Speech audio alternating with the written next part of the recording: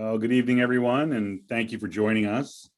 I'm Headmaster Zach Lehman. I think most of you know me, and I'm joined today by Barry McCarthy for our Hill Beyond series, reunion edition. I will get started here in just a second as people start to join. Thanks for making time tonight to join us on this nice summer evening. We are in a webinar format tonight. So we can't see you, you can see us. We can't hear you, but we can take your questions and comments. So as the evening goes on, if you want to raise your hand, there's a button at the bottom of your screen, and we'll call on as many people as we can, and we can activate your voice or your video if you're ready for that. You can also type questions into the Q&A, and I think the chat may be open as well. So without further ado, let me introduce Barry. Barry McCarthy entered the fourth form at the Hill School in the fall of 1968 after completing the ninth grade at the Greenwich Country Day School. During his time at the Hill, Barry's extracurricular activities were centered around music and athletics. Member of the Hill Tones and Secretary Treasurer, excuse me, of both the Glee Club and the choir. He played 3 sports at the varsity level. He started both offensively and defensively on the football team, where he stood out as an explosive runner, and this is a quote, Barry, a savage hitter. He was a starting defenseman on the hockey team for 3 years and captain of the lacrosse team. It was noted that he, quote, loved body contact, was highly coachable, and had a full measure of desire, end quote. His general estimate, what was sort of a college recommendation in the day, praised Barry for earning the respect of both faculty and his peers. It states, quote, far from being a yes man, Barry is an independent thinker with the courage of his convictions, end quote. After graduating from the Hill, Barry matriculated to Williams College, where he earned a BA degree in history. He went on to earn his MBA from the Wharton School of Business at the University of Pennsylvania. Barry is the retired CFO of Spotify Technology and former global head of its advertising business. He's also a member of Spotify's board of directors, as well as the board of directors of MSD Acquisition Corporation and Instacart. That's a big company this past year. Barry also serves as an executive advisor of Technology Crossover Ventures, a venture capital firm and the largest private investor in Netflix, which Barry joined in 1999 as the company's 40th employee and served as its CFO for 12 years. Barry took both Netflix and Spotify public. Before joining Netflix, Barry served as CFO of Music Choice and held various management positions in management consulting and investment banking. Barry also served on the boards of directors of Pandora Media, a music streaming company, Eventbrite, an event management company, Chegg, an education technology company, and Wealthfront, an automated investment service firm. I'm delighted to welcome Barry to our Hill Beyond series, our last Hill Beyond of the year. Barry, it's been a long year. Barry, how much of that did I get wrong of your intro there? Only one piece. Todd Hardy was the captain of the lacrosse team. Okay, were you the captain of one of those, of the hockey team? Did I get that right?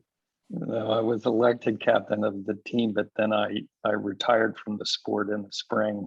Oh, okay. And then later, after one of the players was dismissed, they brought you back? Todd asked me if I would rejoin the team, which I did, but he was the captain at that point. Got it. Well, you were elected captain.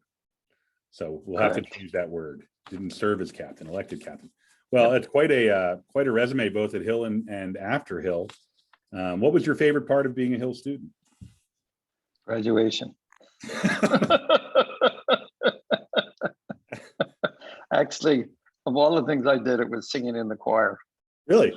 Yeah. And had you been had you sung before you came to Hill, or was that a new experience? Yeah. No, I had, but I heard something in about those days, the music and the organ, and and the choir master, and is that Mr. Tuttle at the time? yeah, John Tuttle. I heard in those days one of the main reasons to join either the Glee Club or the Tones and Treble Tones was to escape Hill and go to like a girls' school for like a. Did that ever happen for you? Was that one of the reasons? No, that was never part of it, actually. Did you ever go on tour with the Hill Tones or the Glee Club, or was it always just on campus? I don't remember going to a girls' school, unfortunately. I do remember that we would do perform at some civic events, mostly, PR community related stuff, best I recollect. Got it. And how did you end up coming to Hill? Had you had a family member here, or was there like a neighbor, a friend, family friend? Family friend that my parents had bought their house from was on the board, and it was through him that we were introduced to the school. And there was one person from my grammar school who had in the class ahead of me, also a football player,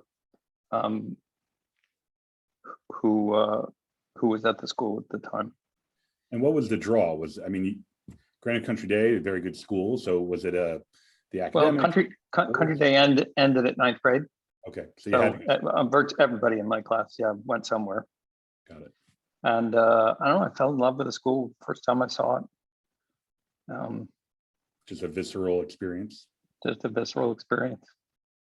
And so, other than singing in the choir and playing sports, what were some of the things you learned while you were at Hill, and both good and bad? What were the experiences that you carried with you? Well, I started pulling my first all-nighters when I was at the school. So, and of course we went to class 5.5 days a week. Right. It was a pretty uptight place when I arrived. We all wore coats and ties, of course, but for dinner you had to arrive in a white shirt regardless of what else you were wearing that day. They eventually did away with that rule, and you wore a suit all day Sunday. And all things that have fallen by the wayside in my life, but it was a measure of discipline and expectations of excellence that I think has served me well in life. And when you were at Hill, were you more focused on sort of the math and science courses, or were you more into history? You majored in history in college, or did you sort of do it all and do it all well? I'm not sure I did it all well, but I did a little bit of everything. I was light on sciences and math. And in 2020 hindsight, wish I had taken a heavier load. And I had to catch up a little bit when I got to grad school on statistics and some other things, but it all worked out in the end. Were there any teachers or coaches that had a lasting impact on you that were really meaningful during your experience? Well, Hill was kind of a wake-up call for me. I had gone to the same grammar school basically my whole life, and I'd had the same group of friends. And when I got to Hill, I figured out pretty quickly that the world really didn't care whether I succeeded or failed. And only person who was going to make a difference one way or the other would be me. And then there were a few coaches and members of the faculty along the way, some of whom left while I was there and some after, who made a big difference. There was an English teacher named Maddox who ended up going to Joe, and had a college admissions guy named Bill Tyler, who was also a lacrosse coach. A terrific guy, ended up having a long career at Deerfield. And then there was the school physician, Pearson, Dr. Pearson, whose oldest son preceded me at Williams, who was an assistant hockey coach who I grew very close to. Interestingly, Mr. Maddox was mentioned last night by our guest, Harry Hamlin, as really being an influential teacher for him, I guess an English teacher, right? Yeah, he helped my writing immensely. Yeah. Well, my boarding school years, I thought the thing we learned most was how to write well and communicate well. And that served me the best going forward, no matter what industry we all went into. Being able to write effectively was a standout quality, I think. Yeah, I've always wished that I could speak as well as I write. Well, you do pretty well in both, I think. Well, so as you were nearing that favorite moment of graduation that you mentioned, which was only probably half joking for you, what led you to Williams? No, actually, I had a rough start, but by my senior year, I absolutely adored the place. I don't know why exactly I found my rhythm coming out of my junior year, but by the time I left, I adored the school, and I adored the faculty members I worked with. You know, I'd been completely intimidated by Dick O'Shaughnessy and some of his assistant coaches, a fellow named Switzer, who was also a head coach of the football team. It scared me to death when I was a sophomore, a fourth form. But by the time I got to the sixth form, I adored those guys. Yeah. Was it Switzer? Was that Al Switzer? Is that right? Yeah, I think so. Well, you played on some good teams back then. So what led you to Williams? How did you choose Williams? Was that for athletic reasons, or did you want a small environment? And Yeah, I'm embarrassed about how lagging in thought that process was. someone said you should go to Williams and you went? My parents were dealing with some issues that made them unavailable to participate in that process. I didn't see any of the schools I applied to before I applied, and I didn't see Williams until I showed up there. And so the decision was in two parts, principally. One was, what did I think of the guys ahead of me and the various schools they'd gone to? And two, I did want to be part of a smaller university where I would have an opportunity to actively participate. And I was afraid in a larger school, I'd just get lost. And did that turn out to be a good decision in terms of, I know you played sports at Williams and participated in other ways. Did you have a similar experience at Williams, or did you sort of breeze through, and how did that change? I think it was the right choice, although in the years after, when I've gone back to Williams, I can't believe how small it is. I don't know what I was thinking at the time. Right. But it was a good fit for me. I was a little lost my freshman year. I'd worked so hard to get into school. I hadn't really thought about what I wanted to do once I got there. And I didn't begin to figure that out until my sophomore year. And then again, by my junior and my senior year, things had kind of fallen into place. And you played, did you only play lacrosse at Williams, or did you play multiple? Well, I played hockey my freshman year, and then I played hockey again my senior year. But I had a knee injury early, which knocked me out for the rest of the season. And I was able to rehab it in time for the lacrosse season. Got it. Yep. So I think the legendary coach there at the time, was that Renzi Lamb, the lacrosse coach? Yeah. He's and a bunch of Long Island guys. We had quite a good team when I got there, and we played many bigger schools. It was pretty good. It's changed a lot today, but back then we were playing Harvard, Yale, and Dartmouth, and UMass, and it was fun. So you went from there to Wharton, and so you grew up in Connecticut. You went to school in Pennsylvania and Massachusetts. How did you end up heading to the West Coast? Got fired from my job in a restructuring. Really an awful, I mean, it was the worst company I've ever worked for, I think. And I was there for about 6 years. But along the way, I had met a search guy in Boston, of all places, who was California based, and he ended up doing the CFO search for Netflix. And through him, I met Reed Hastings, one of the co-founders. And a week later, I was in California. I know I was skiing with my family, and he flew out and he met with me. And then a week later, I was in California interviewing. A week after that, I was working there. At Netflix. At Netflix. So that was April of 1999.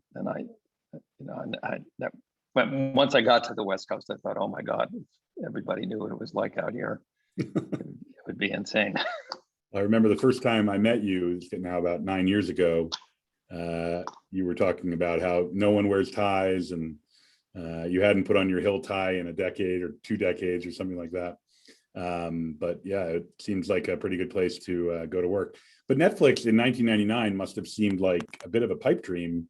I mean, now it's ubiquitous. I mean, that kind of business is part of our everyday lives, but that was a pretty visionary company and you were early on in the group. Tell us a little bit about what that was like. I'm sure people listening in are curious about how you take a leap like that on a startup. Well, a couple of things to know. I think I got the job because not many people in Silicon Valley wanted it. It wasn't a well-regarded business. And within a couple of months of my having moved my family, Reed and I were talking about who was going to turn the lights out, literally. So it was a DVD by mail a la carte business model. Yeah. Where people I had come in. I had the 2 DVD plan on the first, you were allowed 2 at a time. Originally, it wasn't subscription. So if you rented it, you could try it for free. And then the hope was you'd come back and pay per rental. Mm. Lots of people tried it for free. So free was growing exponentially, which meant we were exporting dollars out the door at an exponential rate. And almost nobody was trying it. It was paying to use the service. So we were bleeding ourselves to death. And so so it was pretty clear we had to pivot or we were going to cease to exist. And it was Reed had the insight to try subscription.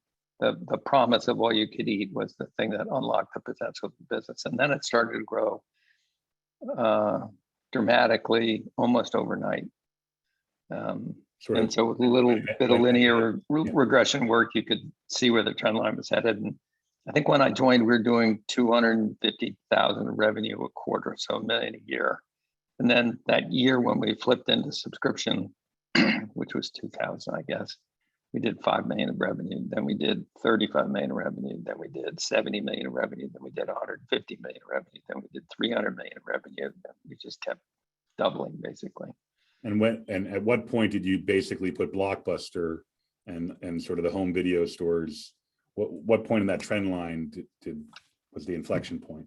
How many years in? It was later. We knew they were coming in. There were rumors that Walmart was coming in. We thought we needed to better capitalize the business before they came, because we certainly weren't going to have access to capital after they entered until we'd proven we could beat them. And we thought it would be too easy for them to bleed us to death if we weren't well capitalized. So we went public in, what was it, 2002, May, I think. And then we didn't really square off with them until the years after that. And it was actually their parent company, when they spun them out, that did us the biggest favor, because it saddled them with $1 billion of debt.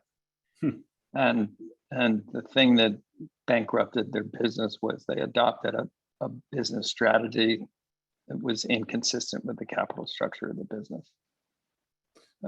There's a documentary out right now about, I think, the last Blockbuster on Earth in Bend, Oregon, or something like that. So yeah. I wonder if you're featured in that. I haven't watched it yet. Well, I mean, there've been a few podcasts and other dramatizations of what actually transpired, and there are elements of truth, but there's a lot of not. And what about the decision to go from DVDs and subscription to streaming and production? Producing your own content. That was a big change. Well, it was always the vision for the business that it be delivered electronically. The technology wasn't capable of it when it was launched. But credit Reed with having the courage to make the investments required to transition the tech. So he started out. His observation was very few CEOs in Silicon Valley have ever made that successfully, the transition from Rev 1 to Rev 2. And so when I asked him how he decided how much to spend a year, he said, well, I just picked a number that made me uncomfortable. And if it made me uncomfortable, I'd figure I was compensating for a known bias. And then I doubled it every year. So we started out spending 50 million a year, which came right out of the bottom line. So it was a big tax on the stock price. Yeah. And then we just kept doubling it. Now, as the second part of your question, that investing in content, the way that content gets produced is that someone like HBO enters into a multi-year agreement with someone like Warner to produce films for them. Warner takes that contract to JP Morgan, secures production financing against the films that it's going to deliver over the life of the deal. And then based on the performance of those films in terms of box office, there's a sliding payment scale from HBO to Warner. Yeah. So those are multi-year deals and they're negotiated far in advance. And Netflix found itself in a position of having no content to license because all those deals had already been struck. So the question is, you have a large business, you've got significant cash flow. How do you refresh your content inventory if there's nothing available to license? Well, by default, you have to make it. Yeah. And so that's how it started. What was the first big, success in terms of content creation? What was the first? Do you remember what the first show? Well, House of Cards was the show that really broke it open. But along the way, there was a big failure. We originally capitalized a subsidiary called Red Envelope, and we gave them, I think it was $10 million worth of capital, and we kept it small, thinking that we would force Ted to have to buy finished inventory in order to turn his capital over quickly. But instead, we went and produced a bunch of crummy shows. And we ended up shutting the whole thing down and writing off the 10 million. But obviously, it was a good learning experience for Ted because he's gone on to great success. Yeah, well, House of Cards was a good. House sorry, of Cards. By the way, for everyone's benefit, I'm talking about Ted Sarandos, who's now co-CEO, and at the time was the head of content. Yeah. So, how many years at Netflix? You were there for 12, I guess. 12. Yeah, through the end of 2010. And so one of the questions that came in before the show, Barry, was sort of how do you know when it's time to leave an organization, assuming that you're not fired? How do you choose? When do you know you're sort of done with that or are ready to move on? And how did you know it at Netflix? Well, I got bored. The more successful the business was, the fewer the challenges there were for someone in my role. So at the same time, Ted's role was getting super interesting. And it reached the point where Netflix spent more money in Hollywood than anyone else in Hollywood. And so by definition, Ted becomes the most important person in Hollywood. Right. Meaning you're doing an awful lot of cool stuff. When you generate a lot of free cash flow, your business isn't strategically challenged. Not a lot for a CFO to do. So I think the first question to ask yourself is, are you a wartime fighter, or are you or not? Right. And I've always gotten my biggest thrills kind of being in the fight, and then after the outcome has been predetermined, it is less engaging. So that would be one way to think about it. The other way to think about it, I guess, is if you ever get to the point where you run out of ideas, you run out of passion for what you're doing, it could be you're just burnt. Yeah. Then it's time. And then the only other class I've seen is you're not fired, you're doing okay, but you're just doing okay. And you kind of know in your heart that the scale and complexity of the business is maybe, outstripped you, and the day-to-day stuff is harder than you think it should be, and maybe you can hear the footsteps. So I know you did a few things between Netflix and Spotify, but let's jump to Spotify. What drew you to that business? Was it the same thing that drew you to Netflix, and and how was it different? Well, the thing that I learned early in my career is that, and as a result of being an investor, that being a successful investor is all about picking the right guy or gal, because as an outsider, you can't ever know enough to really make an informed decision. You're almost entirely dependent on the abilities of the people you've invested behind. So if you have the pattern matching skills to know the difference between great and not, then that's a big step ahead. So the thing that drew me to Netflix was Reed Hastings, and the thing that drew me to Spotify was Daniel Ek, the co-founder. And I got to know Daniel first as an investor and then as a board member. And and and and I was the audit committee chair, and it was clear that they had some issues they were wrestling with. He thought maybe there were opportunities for them to upgrade the role, and I thought, and I had, they were operating a subscription business model. I obviously know quite a bit about subscription models and taking companies from private to the public market transition. And so, I mean, it just so happened that the experiences that I'd had and some of those skills were particularly relevant to them at that time. Again, it was a big move for you. You had to move to Sweden and then eventually to New York, but you were in Sweden for a few years, right? We were. That was actually, it was overwhelming at first, but it turned out to be an absolutely wonderful and life-changing experience, because the size of our world went from relatively small to being substantially bigger in all kinds of ways. And my wife and I, who were already close, grew even closer, alone together in a foreign country for the first time, for both of us. So yeah, it was challenging. One of the things you did at Spotify, which I think was quite different, was how you took Spotify public. I mean, you really created a new approach to that, right? The direct listing you're referring to. Yeah, well, I mean, the difference in scale between Spotify when it was private and Netflix when it was public was really quite dramatic. And I thought it was dramatic enough and so substantially bigger that the rules, if we really didn't apply, if we didn't want them to, and that we could start with a clean sheet of paper and reimagine what we want the world to look like from an IPO perspective, if we wanted to.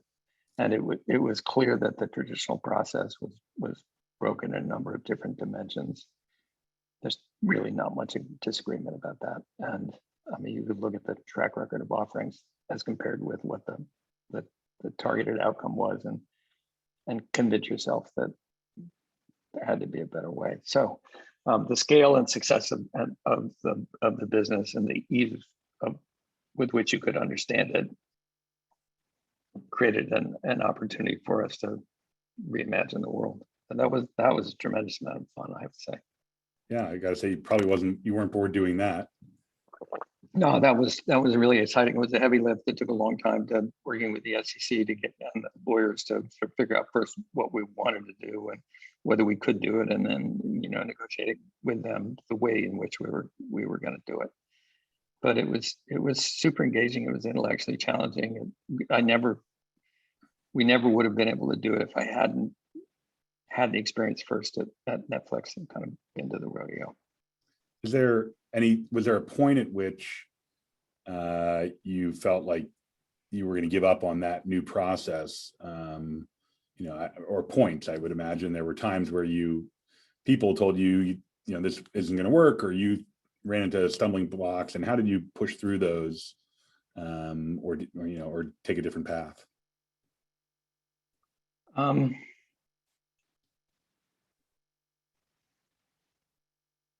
I would say no. By the time we got in front of the SEC, the roadblocks were about figuring out some of the nuances of the transaction, and addressing public policy issues like how do you protect individual investors, so those kinds of things. How's it going to open? What's liquidity going to look like? Will the markets be stable? Will it function well? Those kinds of things. And early on, there were people who looked at me like I was from planet Mars, but this will sound self-important, and I don't mean it to. I never felt like there was somebody I spoke to who knew more about the process than I did. And so I experienced their skepticism as my inability to clearly communicate what it was I was trying to accomplish, or what the end game was. And for a long time, we were on a journey of discovery. So One of the things, dive down a rabbit hole for a moment, I think that's helped me be successful in my career is an intellectual curiosity and willingness to be a lifelong learner. So there were many questions to be answered, and the first priority was to define the important questions. And the second priority was to go get answers to the questions. And in the process of getting the answers, we unwrapped the opportunity. That's the way I would characterize it. Would you attribute any of that philosophy or perseverance to your time at Hill or Williams, or where did that come from for you? Or was it acquired through, your different companies? No, I've always been curious. I didn't learn to teach myself until I got to graduate school. And what I discovered in graduate school was just how good my teachers had been at Hale and Williams. Because in comparison, with some exceptions, they were just not very good. Yeah. And so if you wanted to master the material, you had to do it yourself. And so it was in graduate school that I actually learned to teach myself things. But that coupled with just a natural curiosity. Yeah. Yeah. And so what was it about your time at Spotify when you decided to retire? Was that also, had you sort of gotten bored again, or was it a new reason for stepping down and moving on to other? No, it was largely health and quality of life. So we had did 2 years in Stockholm, and then when Daniel asked me to also run that ad business, we ran that out of New York. So we packed up and we moved to New York, which is a place I swore I'd never go back to. But for those 5 years, I was pretty much on a plane to Europe every 2 weeks, and so I was sleeping a lot on planes. Yeah. And at the end of 5 years, honestly, I was burnt to a crisp, and I wanted to get back to California. So if I could have done the California gig, or if I could have done the Spotify gig in California, I'd still be at Spotify. But it was just that moment in life where you have to decide what's important to you. Is it money or quality of life or something else? Yeah. Yeah. Before we start taking some questions, and I'd encourage people to start loading some questions in the Q&A or get your hands up if you want to ask Barry a question. I guess my last question to you is, do you have another gig left in you? Like, are you gonna have you been toying around with another idea, another startup? Are you bored yet with retirement? Want to go back to it? I know you're enjoying some time in Nantucket this summer, but I do get bored with it. I think John Mack, the ex-Morgan Stanley CEO, said golf is really great, but only when it's a filler for other things that are important in your life. So, I'd like to think that I have another game in me. We'll see. I have to. It's timing is everything, and people are everything, and having the people come together and the timing come together and the place come together. It's almost an accident of history. You could come back and teach and coach at Hill. I'll take that as a no, but we'll move on. You'd be hard pressed to find somebody less qualified than me to do either of those things. I don't know.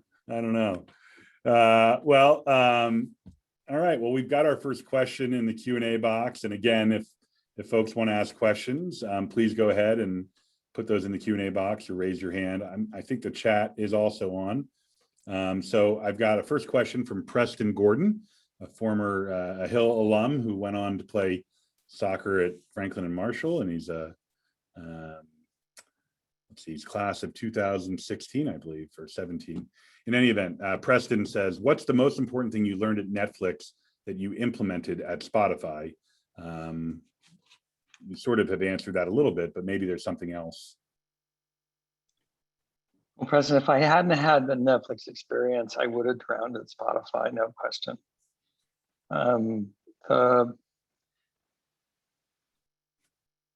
I would say talent density is job one.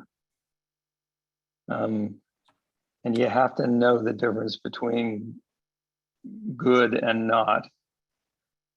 And it just takes a while to develop those pattern matching skills. So when I got to Spotify, I changed almost the entire team. And I was in a foreign country with no network, completely isolated from the relationships that normally would have contributed importantly to the success of rebuilding a team. And so if I didn't have the absolute confidence in my judgment because of my prior experience, I wouldn't have moved nearly as quickly as I needed to move in order to replace the engines on the plane to keep it from crashing. Remember, at the time I joined, Spotify was already a multi-billion-dollar business operating globally. And so rebuilding the accounting systems and rebuilding the team was no small task. Barry, you've come into a couple of businesses like midstream, a number of businesses midstream, and how many of them would you say you've rebuilt the team from scratch, or have you other times decided to keep the team intact and try to work with it, or is it sort of depending on the company? Well, it depends on the company, and I wasn't expecting to make the wholesale changes that I made at Spotify. At Netflix, wasn't really a team. There were 2 employees in the finance team when I joined. Right. So we had to build the ERP system from scratch, basically, and build the team from scratch. In Spotify, we had to replace the system and then build talent density. Yeah. All right. Next question comes from Dave Hillman. But sorry, so the mistake that I see managers make mostly is that they don't recognize the need fast enough. They haven't sort of taken a business forecast. Here's the most helpful tool that I've seen for existing businesses. Take fast-growing businesses, take the forecast, say 4 years out, and to the extent you're able to, in as much detail as you possibly can, engineer all of the metrics, the operating metrics that underlie the scale of that future business, and then figure out what you need to have in place from a team and infrastructure perspective in order to support that volume of business. I guarantee you that you will have a level of insight that you didn't even imagine before you began that exercise, and almost surely you'll realize that your team is dramatically undersized in all kinds of ways and that you're already late to the party.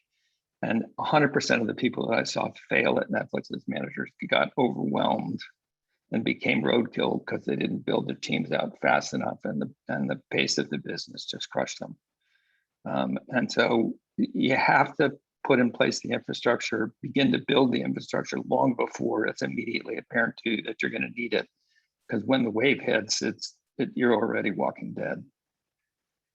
I agree with that. Even in a different setting like Hill, having the right people in place when a global pandemic hits is, you never know what's going to come down the road. Yeah. And if you didn't have them in place before it hit, you're toast. Yeah, for sure. Yeah. But sometimes it's hard to convince people around you that, these aren't the right people, or you need more people, or, you don't have the resources to do it. So yeah, it's super hard. And at Netflix, I didn't have the credibility, but at Spotify did. Yeah, of course. When I said I need it, that was it. That was the end of the discussion.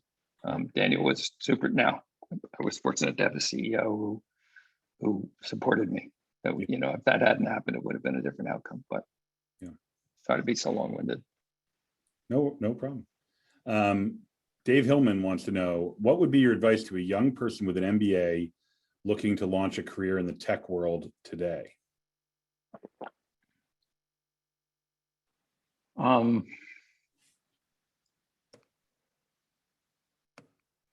There's a really interesting book I just finished reading, co-authored by Eric Schmidt and Jonathan Rosenberg from Google, called How Google Works.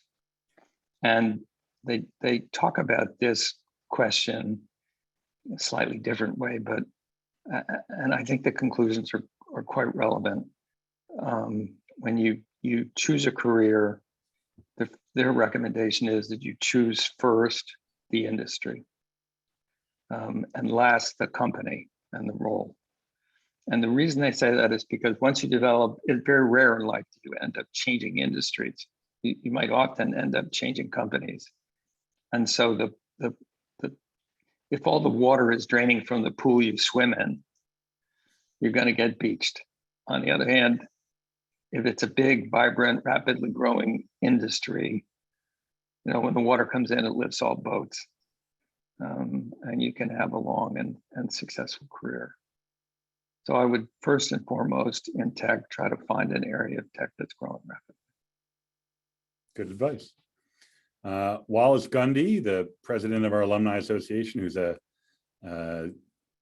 loyal listener of this webcast, asks, as a former Netflix and Spotify senior leader, I have to ask, Barry, what are you watching and what are you listening to?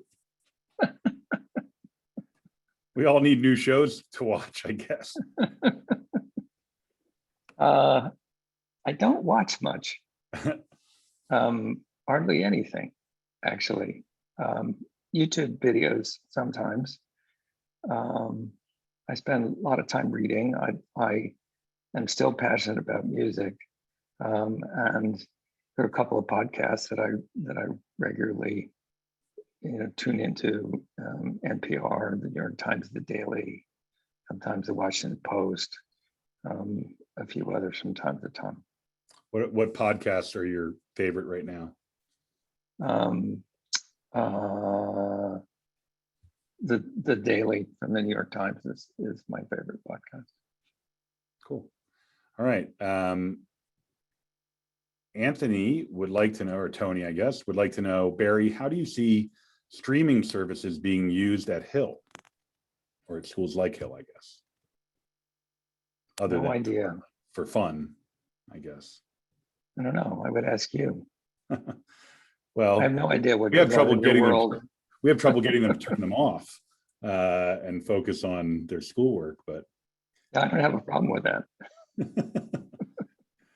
Yeah. Well, in any event, I don't have a great answer for that one either, but let's move on. This is a good question from Olivia, graduate, 2016 graduate, and one of our just stepped off the board after a nice, as a young board member. She says, hi, Barry. If you could be part of a management team of any startup today, which company would you choose? Or maybe which industry, I guess.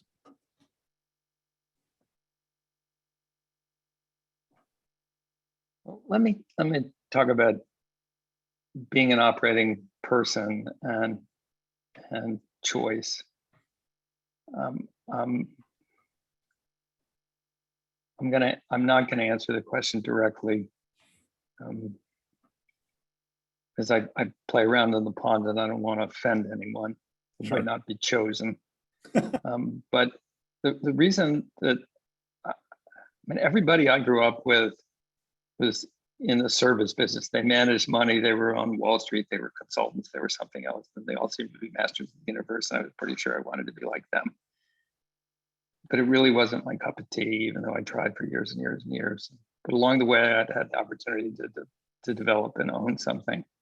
For our purposes today, it doesn't matter what.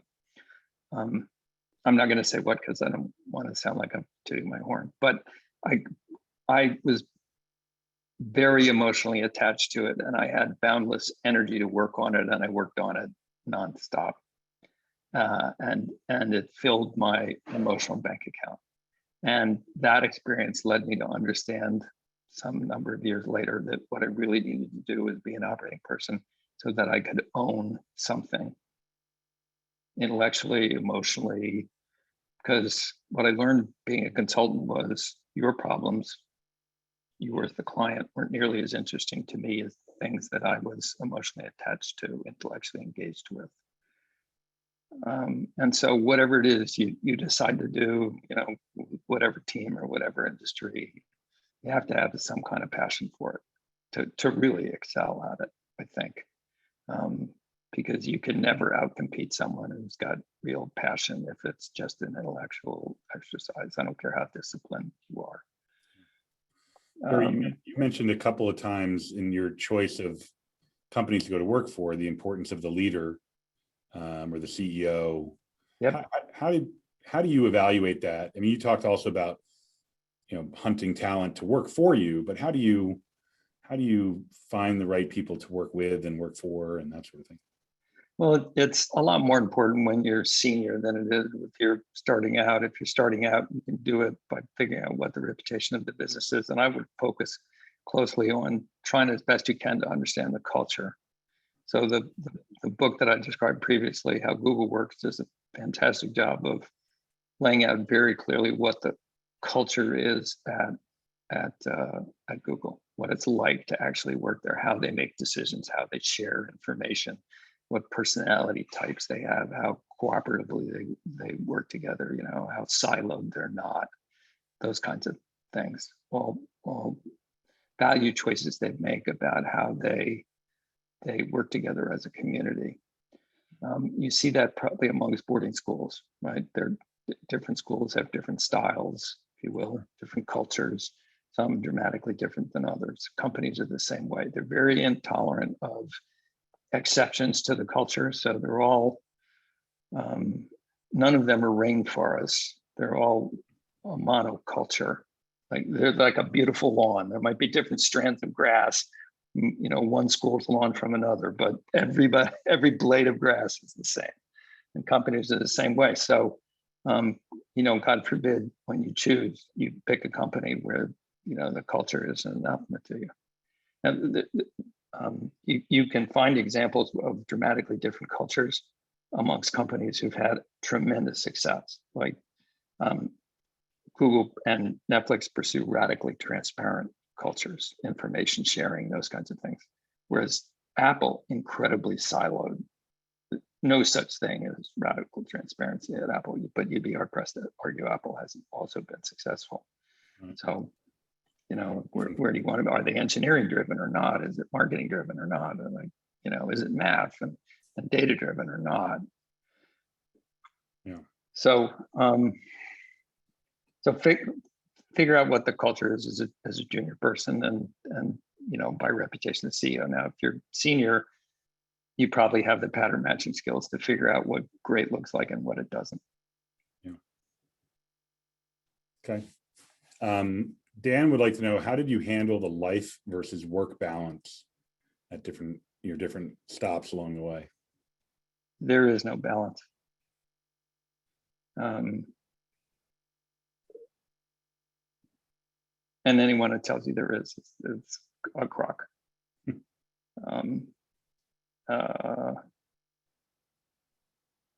Doesn't matter whether you work at Facebook or you work anyplace else. For a company that's growing 70% year over year and on the race to the IPO marketplace, it later, when you're 35% a year over year, it's a little different.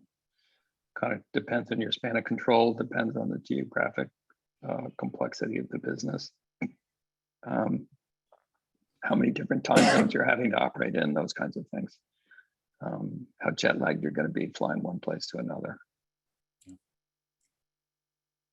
Did you ever have a job where, I remember fondly my first job, I was a gas station attendant at my local gas station. And I look back fondly on that job. There was an end of the day, there was a start of the day, there was no homework at night, there was no stress. Did you ever have one of those jobs or that you think fondly about now? Like, oh, if I could only go back and be a busboy or something. No, I like being on a war footing. But there are a couple of times where the most recent example where I burned myself out. So that's a downside of it. But you can go recharge. But you have to like what you're doing, right? It has to fill your cup. Yeah. If the interactions drain you, that is not sustainable, right? Sure. So you can't make yourself be something you're not. And if work-life balance is hugely important to you, then find a role that values that. A lot of companies pay lip service to it, but then they, require things of you that for most people requires a level of commitment that puts an enormous strain on the rest of your life. So I would tell you that I for years on end have not led a very balanced life. Fair I enough. ain't proud of it, but it is what it is. Well, then this question may surprise you, coming, I think, from one of your classmates. Drew Davis says, how after, he has two questions. First question, how after 50 years do you still look the same as when we graduated? Hair color. Hair color. I'll move to his second question because I don't think there's a good answer to the first one. He said, I know as the team trainer, I'm sure I contributed to your health and longevity, but has the stress of your various roles cost you from a health perspective? And I think you've answered that. But anyway, maybe a shout out to Drew. Yeah. Many fond memories of our time together. Yeah. It has cost me health-wise. Yeah. And we'll just leave it at that. Yeah. Cindy has a question. She says, where do you see the future of music streaming going? Do you think Spotify playlisting will continue to be integral for newer artists? Super interesting question. I think the macro trend here is that everything linear dies, everything on demand wins. You see it happening in video, happening in audio. You see it happen in podcasting, which, you know, in a longer form factor is books. And it's going to touch education. We previously had a question about streaming. Certainly online education, it has been changed forever. Khan Academy, Web example, and other universities going online that make information accessible to people in ways that has never been previously. So, okay, so now the world's music is accessible online. That's good news and bad news for artists, because historically they used to compete with just new artists. Now they compete with the entire history of world music. And then the challenge that presents to consumers is that they have overwhelming choice. How do you find music you'd like? There are hundreds of thousands of new things on Spotify every month. And all that has to happen algorithmically. And so the company ultimately that succeeds is the company who ends up owning demand creation, meaning they do a better job for consumers of helping them have a wonderful user experience each time that they engage with the service, whatever the service is. That was the reason that Netflix beat Blockbuster. And for the first time, breathed life into the home video catalog marketplace. Just right. It used to be that you'd go in a Blockbuster store and you'd rent a movie off the new release wall because you couldn't remember the names of things you wanted to watch.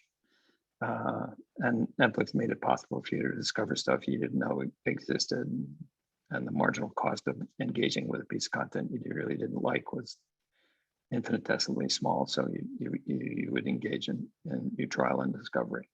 Yeah. Same thing's happening in music, but even more so. And spoken word audio. So, yeah. Well, I just want so yeah, go ahead. Broadcast radio dies. Broadcast radio, as we know, it dies.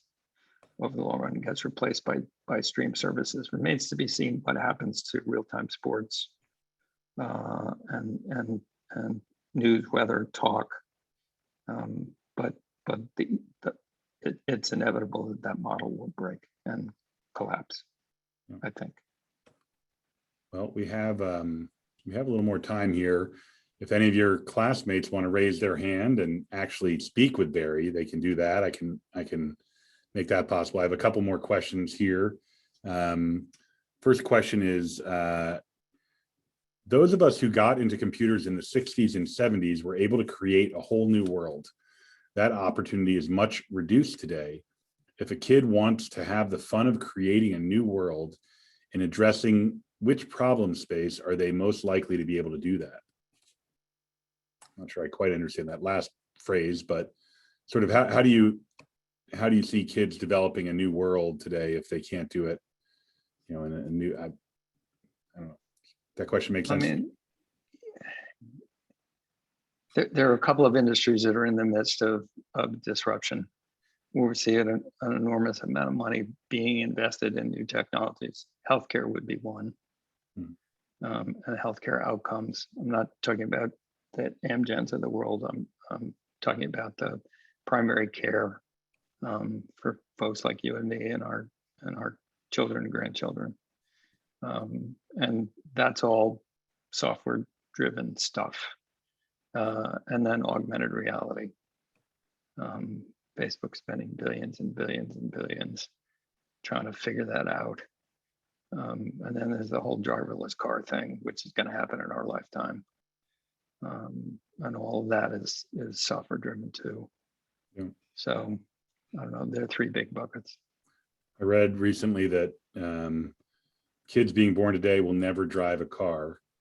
They'll either have Uber or a driverless car. They'll never get a license. I don't know if that's true or not. It's sort of sad. Yeah. All right. I remember when I walked through the snow 5 miles to school. You have it so easy. Here's a question from Patrick, and it's sort of a multi-question, and maybe it's a good one to end on, but what does it mean to you to be a leader? Do you consider yourself one? And has your view on leadership changed throughout time?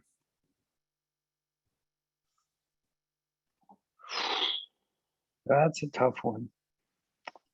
Well, I've only led relatively small organizations.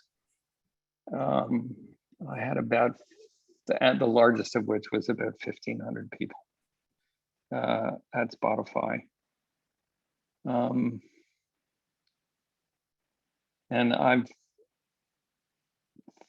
think I've struggled to do it well.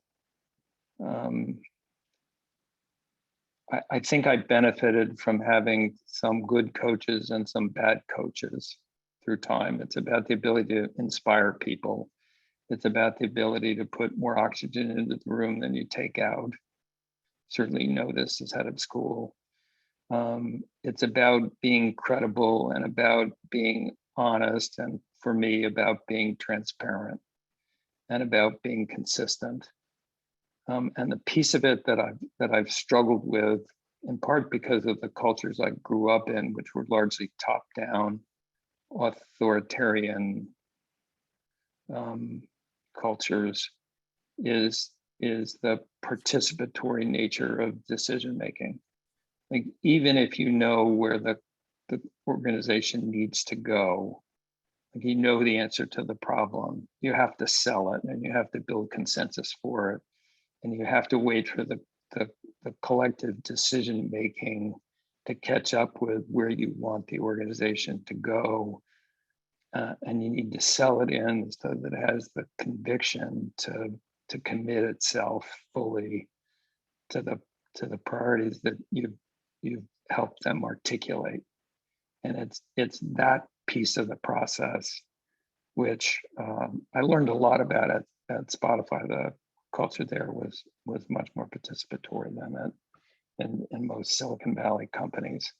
And later in life, I've come to understand the importance of that process. But that's the piece of it for me that I've wrestled with the most.